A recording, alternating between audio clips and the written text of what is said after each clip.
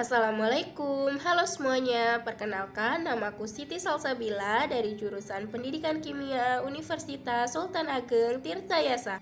Teman-teman, di sini saya akan membahas mengenai teknik pemisahan fraksi-fraksi minyak bumi dan kegunaannya. Minyak bumi yang terbentuk dari sisa-sisa organisme seperti tumbuhan, hewan, dan jasad renik masih berupa minyak mentah loh, sehingga masih belum bisa dimanfaatkan. Oleh karena itu, perlu dilakukan pengolahan atau pemisahan minyak mentah. Pengolahan minyak mentah terdiri dari distilasi bertingkat, cracking, reforming, polimerisasi, treating, dan blending. Pertama, distilasi bertingkat, yaitu proses pemisahan campuran berdasarkan perbedaan titik didih setiap komponen penyusunnya. Distilasi bertingkat dilakukan untuk memisahkan fraksi minyak mentah yang memiliki sifat berbeda. Proses distilasi bertingkat yaitu yang pertama, minyak mentah dipanaskan dalam boiler menggunakan uap air bertekanan tinggi. Yang kedua, uap minyak mentah yang dihasilkan dialirkan ke bagian bawah menara distilasi. Yang ketiga, uap minyak mentah bergerak ke atas melewati pelat-pelat. Yang keempat, pada pergerakannya, uap minyak mentah akan menjadi dingin dan terkondensasi membentuk zat cair. Zat cair yang didapatkan dalam suatu kisaran tertentu ini disebut dengan fraksi. Kedua, cracking, yaitu proses pengolahan minyak bumi yang bertujuan untuk menguraikan molekul senyawa hidrokarbon yang panjang menjadi molekul senyawa hidrokarbon yang lebih pendek. Contohnya yaitu mengubah solar menjadi bensin. Ketiga, reforming, yaitu proses pengubahan bentuk molekul bensin yang lurus menjadi bentuk molekul bensin yang bercabang dengan bantuan katalis dan pemanasan. Bentuk molekul bensin yang bercabang memiliki kualitas yang lebih baik daripada bentuk molekul bensin yang lurus. Contohnya yaitu reforming N-butana menjadi 2-metilpropana. Keempat, polimerisasi, yaitu proses penggabungan molekul kecil menjadi molekul yang lebih besar. Misalnya penggabungan isobutena dengan isobutana menjadi isooktan, yaitu bensin yang berkualitas tinggi.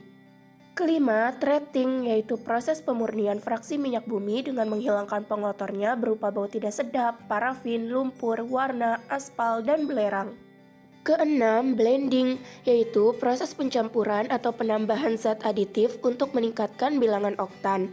Contohnya penambahan TEL atau MTBE pada bensin. Nah, dari hasil pengolahan tersebut didapatkan berbagai jenis fraksi minyak bumi.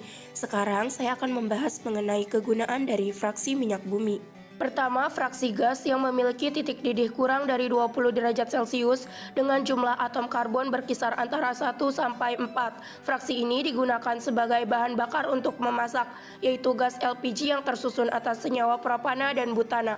Kedua, fraksi petroleum ether yang memiliki titik didih berkisar antara 30 sampai 90 derajat Celcius dengan jumlah atom karbon berkisar antara 5 sampai 7. Fraksi ini digunakan sebagai pelarut nonpolar dan cairan pembersih. Ketiga, fraksi bensin yang memiliki titik didih berkisar antara 40 sampai 180 derajat Celcius dengan jumlah atom karbon berkisar antara 5 sampai 10. Fraksi ini digunakan untuk bahan bakar kendaraan seperti motor.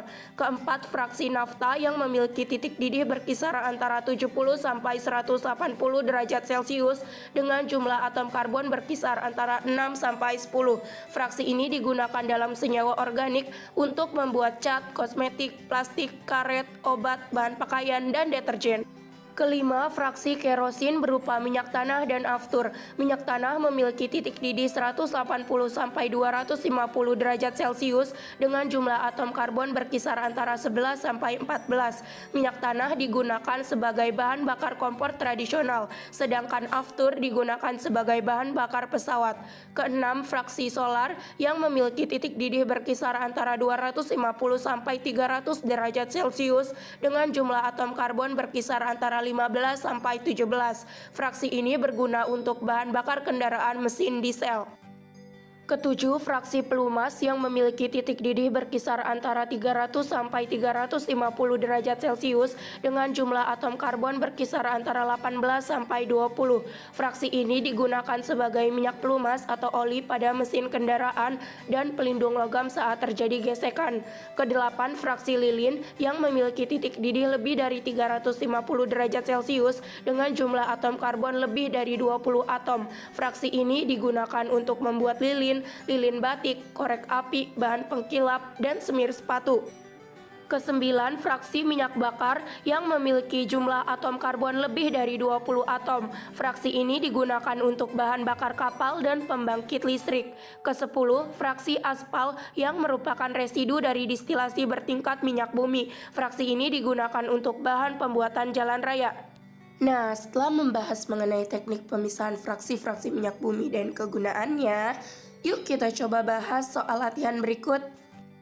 Salah satu cara untuk menghasilkan bensin adalah melalui reaksi berikut yang berlangsung pada suhu 425 derajat Celcius dan tekanan 25 atmosfer, yaitu C12H26 menghasilkan C6H14 ditambah C6H12. Cara di atas dikenal dengan istilah A. Pirolisis, B. Distilasi, C. Cracking, D. Knocking, disosiasi.